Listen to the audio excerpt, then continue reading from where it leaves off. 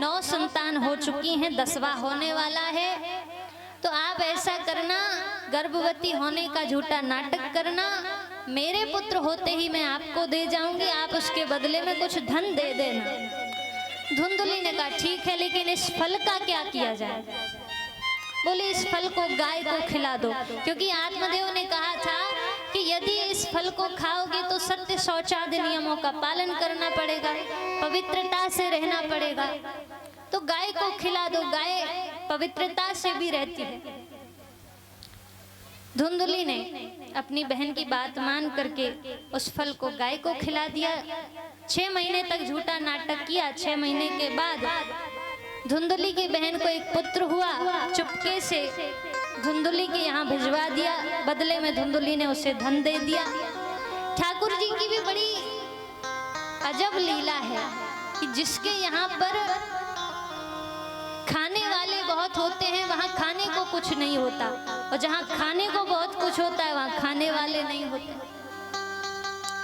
तो धुंधुली की बहन ने आज खाने वाला दिया और धुंधुली ने उसको खाने के लिए दिया, अदला बदली कर ली। आत्मदेव जी को जैसे ही पता चला पुत्र हुआ, अरे बड़े प्रसन्न हो गए, दान देने लग गए ब्राह्मणों को, बड़ा प्रसन्न है।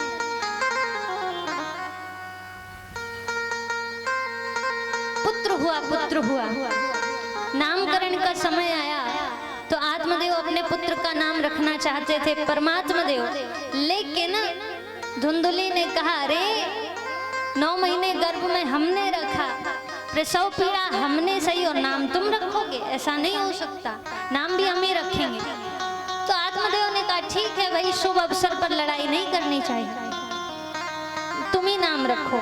तो धुंधुली ने आज अपने पुत्र का नाम रखा धुंधुकारी नाम रखा। इधर 3 महीने बाद गाय ने भी एक सुंदर बालक को जन्म दिया, जिसका पूरा शरीर मनुष्य के जैसा था, केवल उसके कान गाय के जैसे थे, और कान गाय के जैसे होने के कारण उसका नाम रखा गया गोकर्ण। धीरे धीरे दोनों बालक बड़े हुए, दोनों के गुण प्रतीत होने लगे। धुंधुकारी तो महाखल निकला महाराज, और जो गोकर्ण जी महाराज हैं महापंडित ज्ञानी निकले। इसके लिए महाखल शब्द का प्रयोग किया गया। देखो, खल, उखल और महाखल, ये 3 प्रकार के लोग होते हैं। खल उसे कहते हैं जो अपना खाए और हमसे लड़े, वो खल। उखल उसे कहते हैं जो अपना खाए, जो हमारा खाए और हमसे ही लड़े।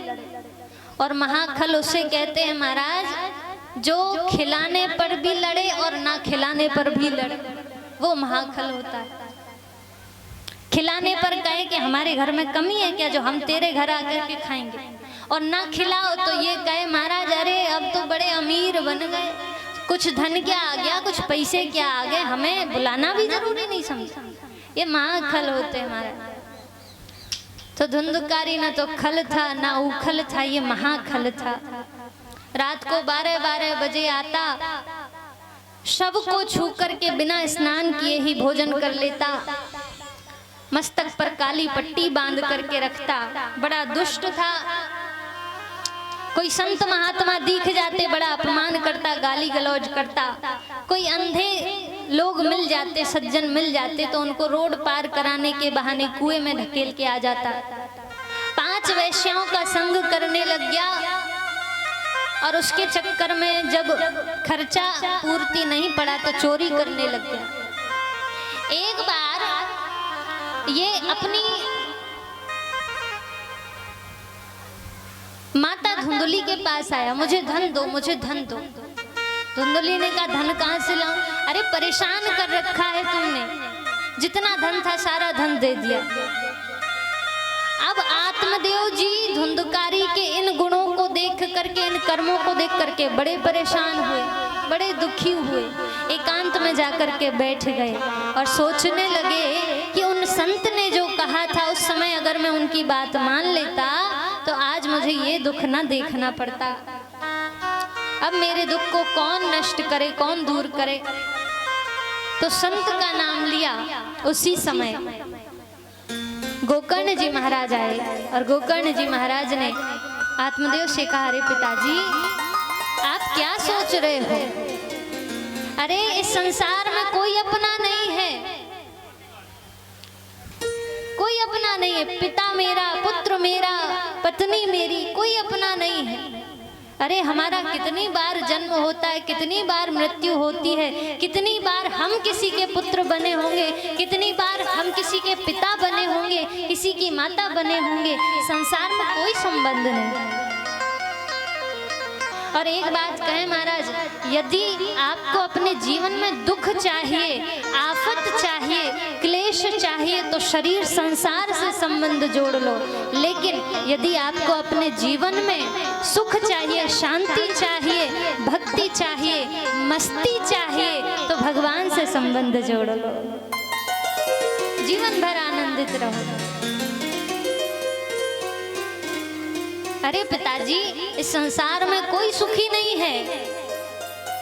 न चेन्द्रस्य सुखम किंचिन न सुखम चक्रवर्तिना सुखमस्ति विरक्तस्य मुनेरेकांत जीविना।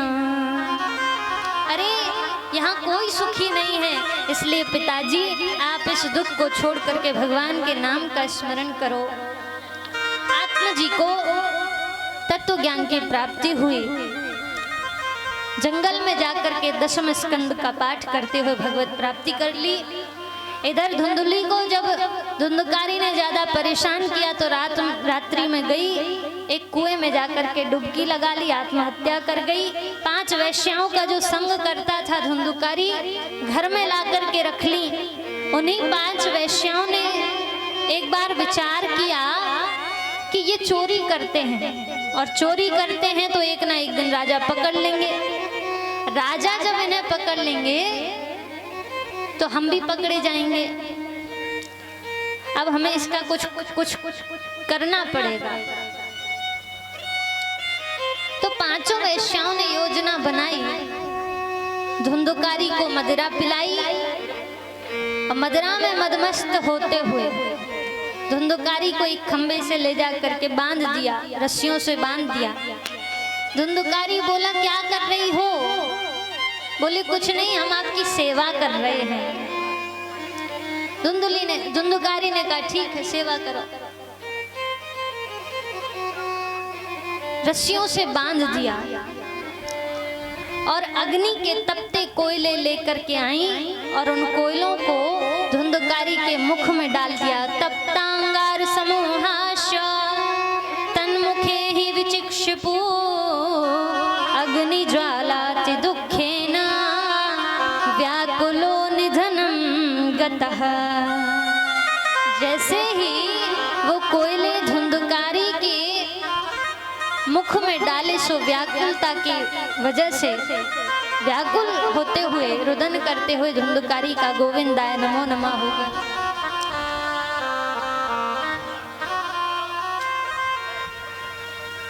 गोकर्ण जी महाराज तीर्थ यात्रा के लिए निकल गए। जब उन्हें पता चला धुंधकारी की मृत्यु हुई, तीर्थ यात्रा में गए, गया में गए, श्राद्ध किया धुंधकारी के नाम से। इधर धुंधकारी महाप्रेत बन गया, इधर उधर दसों दिशाओं में घूमने लग गया। बड़ा भयंकर रूप उसका। एक बार गोकर्ण जी महाराज अपने गांव के आसपास ही कहीं आए हुए थे। मन किया चलो अपने गांव में थोड़ी देर ठहर लिया जाए, रात्रि का समय था। तो अपने घर गए, वहां पर जाकर के बड़ी भयंकर आवाजें आने लग गई। एक कोई सामने कोई पुरुष है, न जाने कौन है, कभी भैंसा बन जाता, कभी बकरा बन जाता, कभी अग्नि बन जाता, कभी फिर से पुरुष बन जाता। गोकर्ण जी महाराज ने पूछा, तुम कौन हो और भयंकर रूप में क्या कर रहे हो? कोई प्रेत हो, पिशाच हो, कौन हो? तो धुंधकारी कहता है, मैं आपका ही भाई धुंधकारी हूँ। मैंने अपने ही कर्मों की वजह से अपना ब्रह्मणत्व नष्ट कर लिया। अब आप ही मेरे उद्धार का कोई उपाय करिए।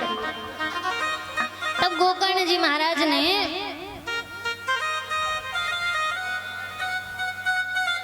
सुबह प्रातः काल सूर्य देव को स्थगित कर दिया। सूर्य देव से पूछा क्या उपाय है। सूर्य देव ने बताया आप श्रीमद् भागवत की कथा करो, उसी से धुंधुकारी का उद्धार हो सकता है। भागवत की कथा का आयोजन किया गया। कथा में धुंधुकारी आया, कहा भैया मैं प्रेत रूप हूँ, मैं कहाँ बैठूं। तो गोकर्ण जी महाराज ने कहा कि एक 7 गांठ का बांस है, उसमें जाकर के तुम निवास करो। धुंधुकारी वहां बैठा। कथा प्रारंभ हुई। पहले दिन की कथा में पहली ग्रंथि फटी, दूसरे दिन की कथा में दूसरी ग्रंथि फटी, तीसरे दिन की कथा में तीसरी ग्रंथि फटी। इस प्रकार से 7 दिन की कथा जब विश्राम हुई, 7 ग्रंथियां फट गईं और उसमें एक दिव्य पुरुष प्रकट हुआ। बोले भागवत भगवान की। उसने भागवत की बड़ी सुंदर महिमा गाई। गोकर्ण जी महाराज ने भी धुंधुकारी को आश्वासन दिया। धुंधुकारी के लिए विमान आया। विमान में धुंधुकारी बैठ करके गया। गोकर्ण जी महाराज ने जब कहा कि हमारे इन श्रोताओं के लिए विमान क्यों नहीं आया, तब दूतों ने पार्षदों ने बताया कि आपके श्रोताओं ने उस प्रकार से कथा नहीं सुनी जिस प्रकार से धुंधुकारी ने सुनी। धुंधुकारी कथा सुनता, दिन में कथा सुनता, रात्रि में उस कथा का मनन करता कि आज हमने ये कथाएं सुनी, ये कथाएं सुनी, उनका स्मरण करता, मनन करता, चिंतन करता। अगर आपको इन श्रोताओं का भी उद्धार करना है तो आपको दोबारा से कथा करनी पड़ेगी। पुनः कथा प्रारंभ हुई और जैसे ही कथा विश्राम हुई 7 दिन के बाद, आकाश में बड़ा दिव्य माहौल है। पूरा आकाश विमान से भर गया। सभी श्रोता उस विमान में बैठ करके जाने लगे। भव्य संकीर्तन हुआ, कीर्तन हुआ। सनकादिक कुमार कहते हैं इस प्रकार से इस भागवत ने धुंधुकारी जैसे महाप्रेत का भी उद्धार कर दिया।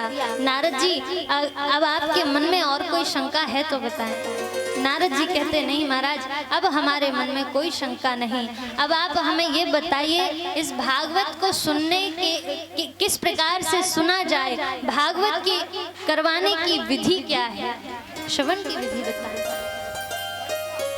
तो सनकादिक कुमार कहते हैं कि पहले तो किसी ब्राह्मण से कथा का मुहूर्त निकलवाना चाहिए।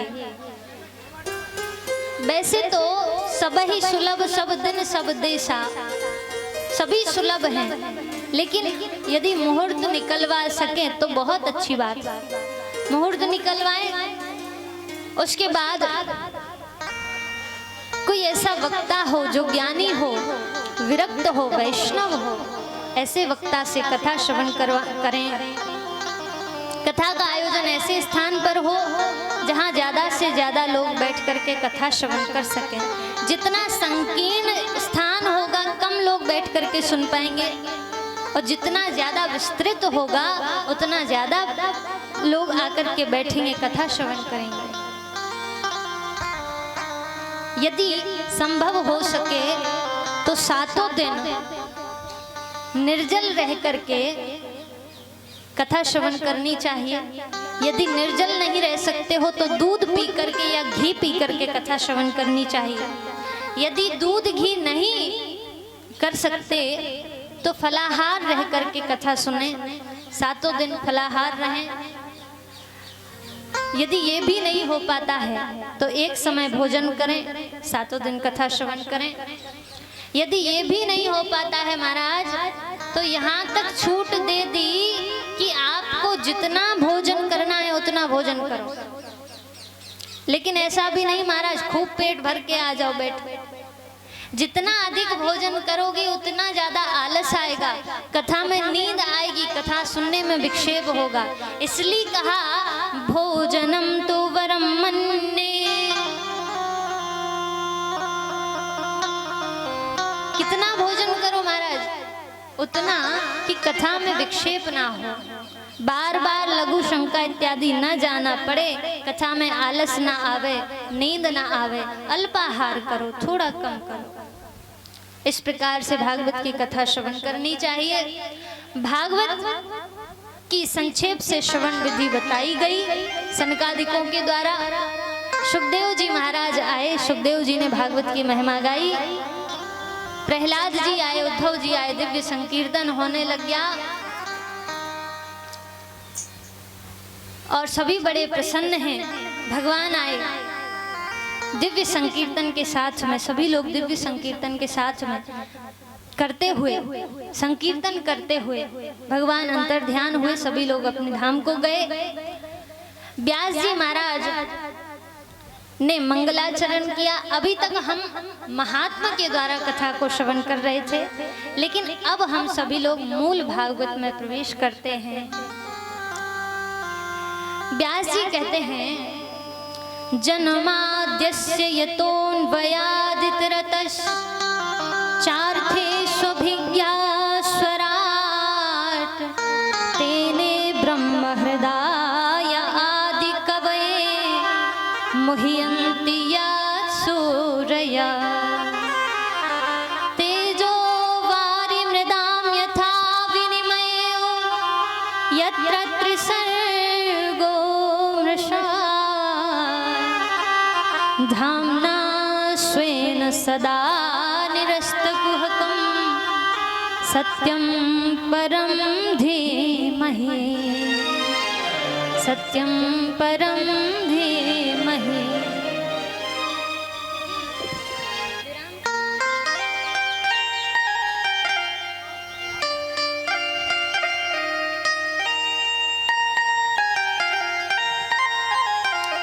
व्यास जी ने भागवत के पहले श्लोक में ही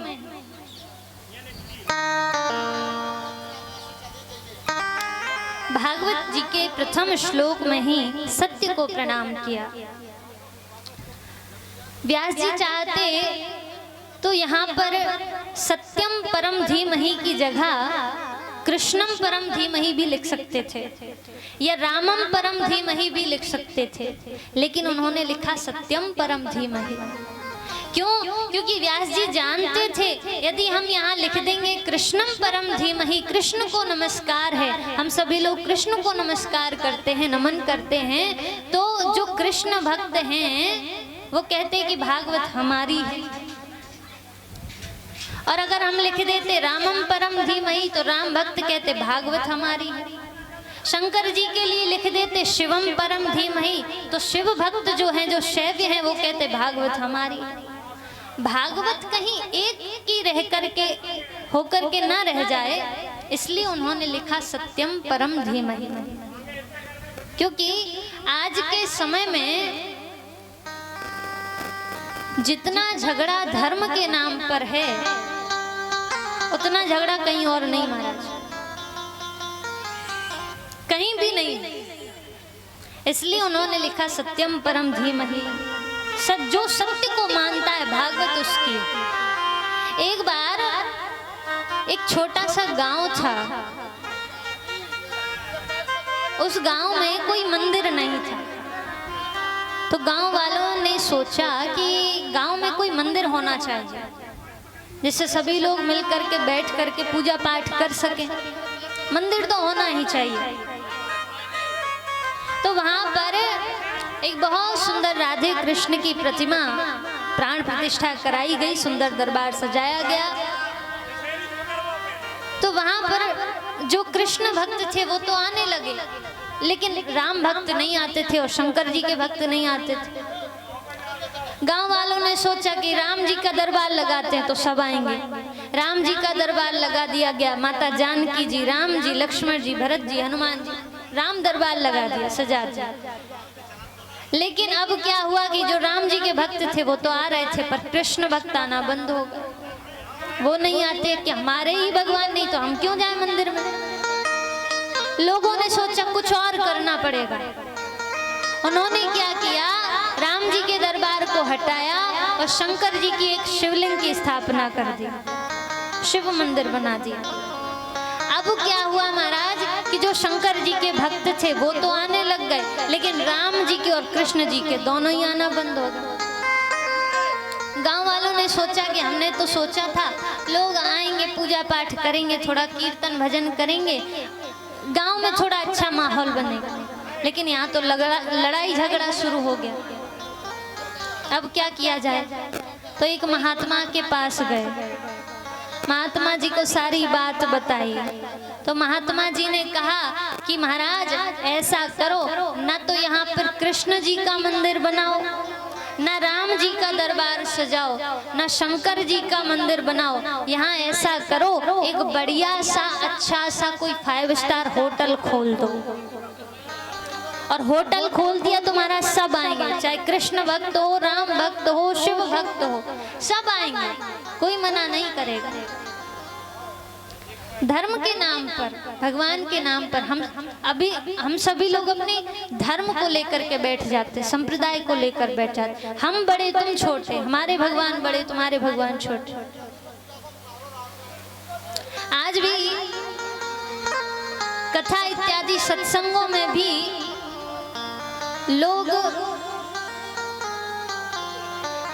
सहयोग देने से कतराते हैं।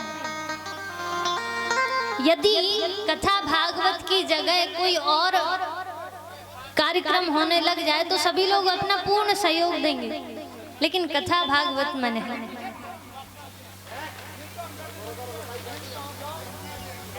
बोलवा के बिहारी लाल की जय। तो व्यास जी ने सोचा कि भागवत कहीं किसी एक की होकर के ना रह जाए, इसलिए उन्होंने लिखा सत्यम परम धीमहि, सत्य को प्रणाम है। जो सत्य को मानता है भागवत उसी की।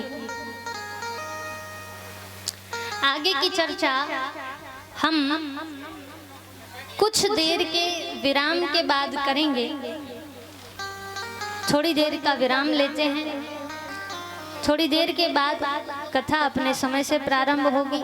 विचार तो नहीं था, कथा में इतना आनंद आ रहा है, लेकिन व्यवस्थाओं को देखते हुए और आप सभी लोगों के भी पैर थोड़े सीधे हो जाएंगे, तो थोड़ी देर का विराम, जिसको भी लघु शंका इत्यादि जाना हो जाकर के जल्दी से जल्दी यथा स्थान विराजें। आइए एक संकीर्तन के साथ में, भगवान नाम संकीर्तन के साथ में कथा को थोड़ी देर के लिए विराम देंगे।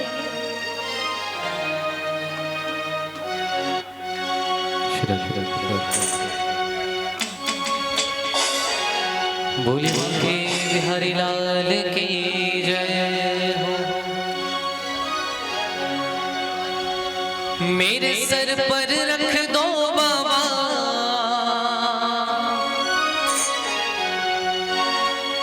मेरे सर पर रख दो बाबा,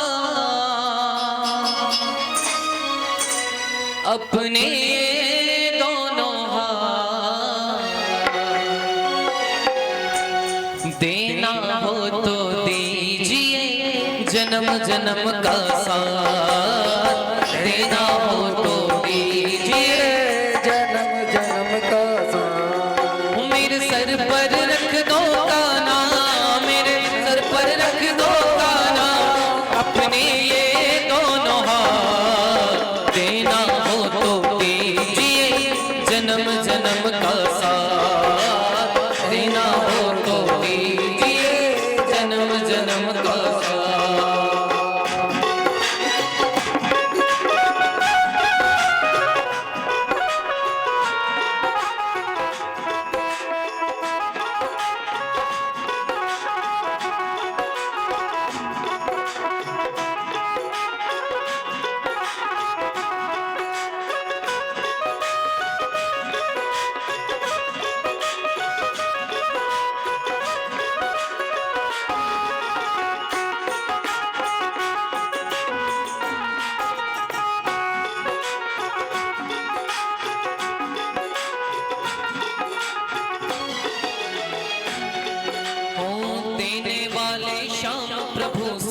धन दौलत में क्या मांगो, देने वाले श्याम प्रभु से धन दौलत में क्या मांगो। हाँ, देने वाले श्याम प्रभु से धन दौलत में क्या मांगो, देने वाले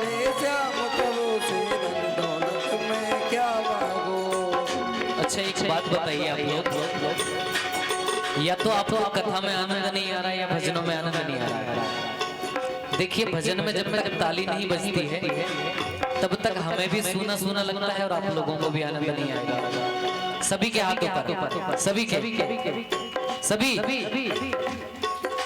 देना हो तो दीजिए जन्म जन्म का साथ, देना हो तो दीजिए जन्म जन्म का साथ। मेरे सर पर रख दो बाबा, मेरे सर पर रख दो अपने ये दोनों हाथ, देना हो तो दीजिए जन्म जन्म का साथ, देना हो तो दीजिए जन्म जन्म का साथ।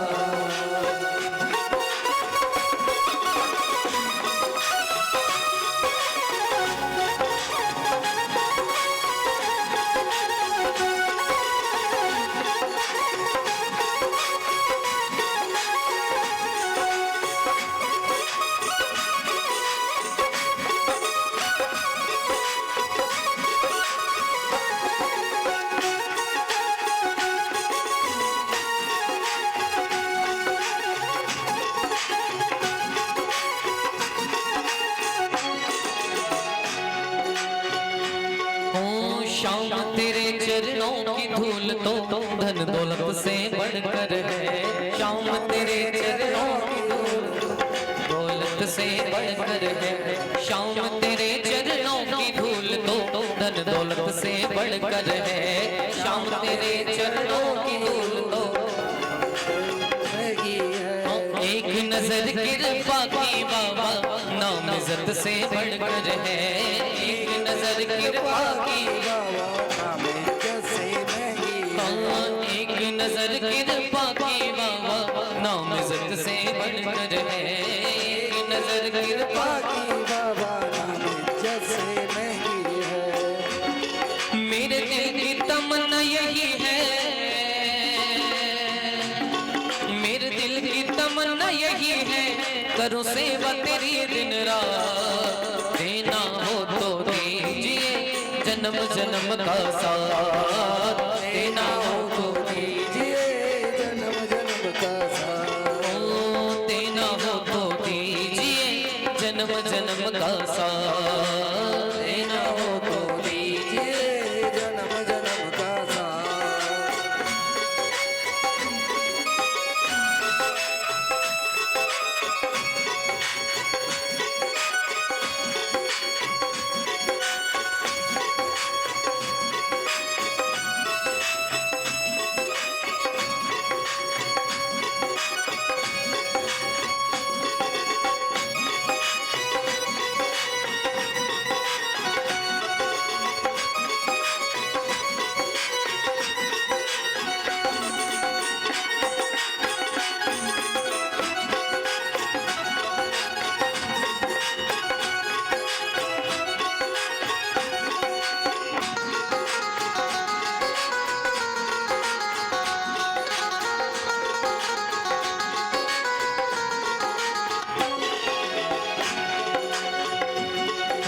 झुलस रहे हैं गम की धूप में प्यार की छैया कर दे तो, झुलस रहे हैं गम की धूप में प्यार की छैया कर दे तो, झुलस रहे हैं गम की धूप में प्यार की छैया कर दे तो, झुलस रहे हैं गम की धूप में प्यार की छैया कर दे तो। बिन माझी के नाव चले ना अब पतवार पकड़ ले तो, बिन माझी के नाव चले ना अब पतवार पकड़ ले तो, बिन माझी के नाव चले ना अब पतवार पकड़ ले तो, बिन माझी के नाव चले ना अब पतवार पकड़ ले तो। मेरा रास्ता रोशन कर दो, मेरा रास्ता रोशन कर दो, छाई अंधियारी रात, देना हो तो दीजिए जन्म जन्म का साथ, देना हो तो दीजिए जन्म जन्म का साथ। मेरे सर पर रख दो बाबा, मेरे सर पर रख दो बाबा, मेरे सर पर रख दो गाना, मेरे सर पर रख दो गाना, अपने ये दोनों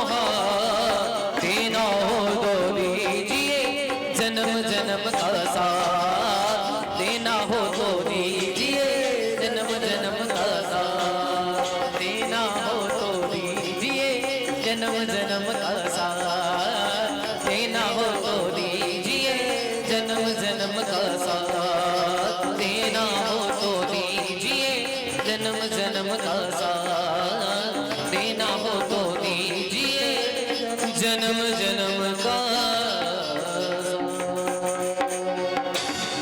भोले बांके बिहारी लाल की जय।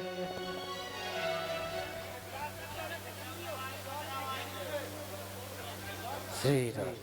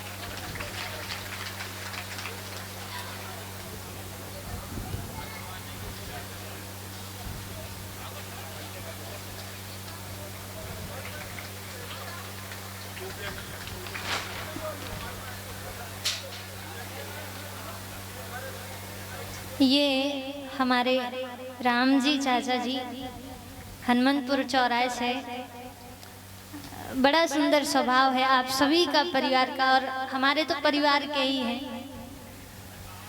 कथा भी हुई थी चौराहे पे हनुमंतपुरा पे, तब भी बड़ा सम्मान किया, बड़ा भाव आप सभी लोगों के अंदर है, और आप सभी लोगों के ही आशीर्वाद है जो आज हम इस स्थान पर बैठे हैं, कथा सुना रहे हैं।